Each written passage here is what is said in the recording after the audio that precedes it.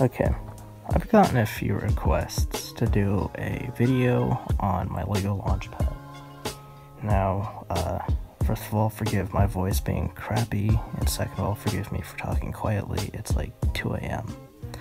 So, obviously, or maybe not so obviously, this is a LEGO model, or LEGO recreation, or LEGO custom mock, whatever you'd like to call it, of historic Launchpad 39A.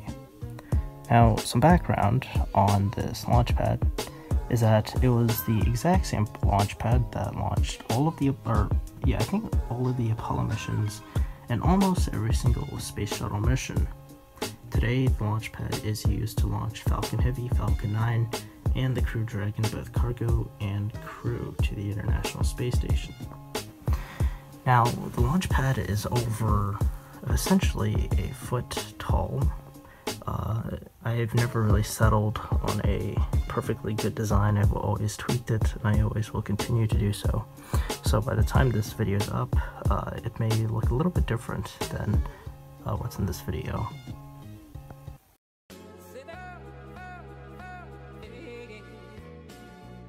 Now let's start off with the TE, or Transport Erector. And just for some scale, this is a 1 foot long ruler. I'm just going to put it next to it. So it's not very small, to say the least. Now the Transporter Erector for 39A has 3 sets of launch clamps that can hold a Falcon Heavy or a single core Falcon 9.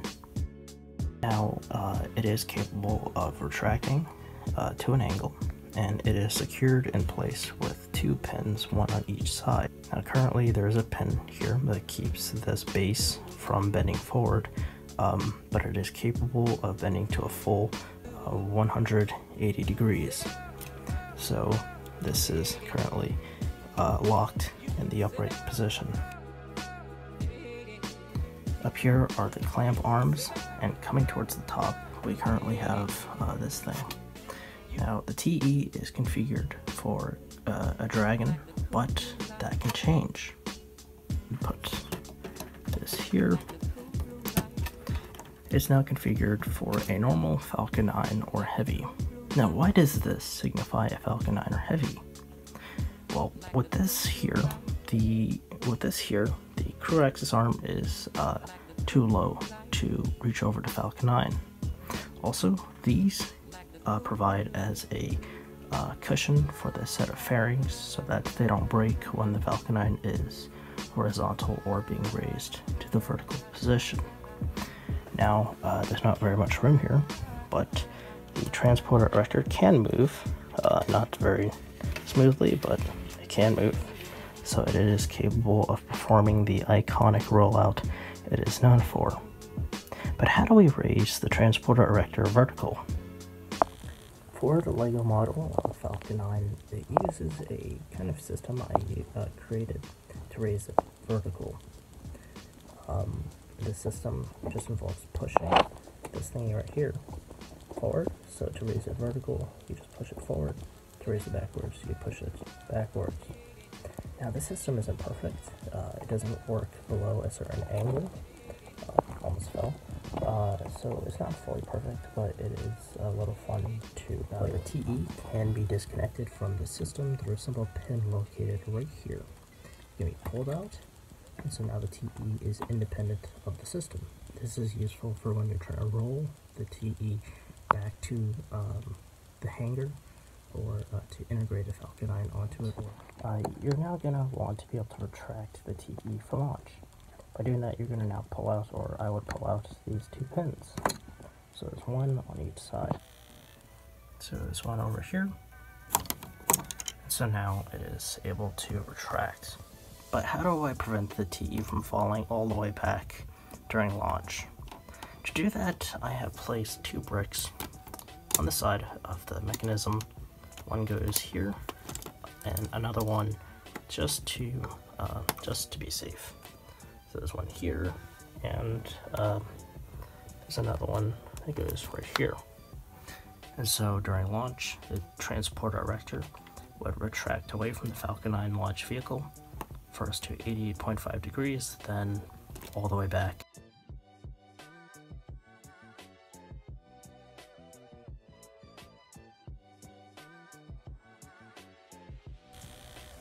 From the back, 39A doesn't look very appealing. It is just comprised of just these brick pieces and then floors in between. I'm still working on making this back portion a lot more detailed. I already started by adding little railings, but there are some floors that are missing these railings because I'm currently low on bricks. Right in front of you is the crew access arm. This would bend over to the Falcon 9 launch vehicle when the Crew Dragon with the Falcon 9 would be raised vertical. Now coming here, you see a red brick. This red brick symbolizes the NASA worm logo that is located on the, I guess you'd call the back of the 39A tower. Now, kind of panning a little to the left here, you can now see inside of the floor. Right here, there would be a zipline system that I had to remove because I was out of space, but here you'd have a window. If a Falcon 9 was vertical here, you would see it. Right now you can see my hand. Over here would be the pathway you would walk to the crew access arm. Alright, we're now going to take a look inside the crew access arm. So by moving the crew access arm all the way to the deployed position, we can see a little bit inside of it. I'll try to keep this clear for you guys. Alright, so looking down the crew access arm, you can see this blue dot. That blue dot symbolizes the NASA meatball logo located at the very end of the crew access arm and is signed by the astronauts that before they board the Crew Dragon and lift off from 39A. Now, the very front of 39A or LEGO 39A is where things get interesting. 39A or LEGO 39A has this kind of cool look going down it. For me, I just made this look out of 8 stud wide panels and just lined it with white 1 stud wide, really long, thin plates going all the way down the sides.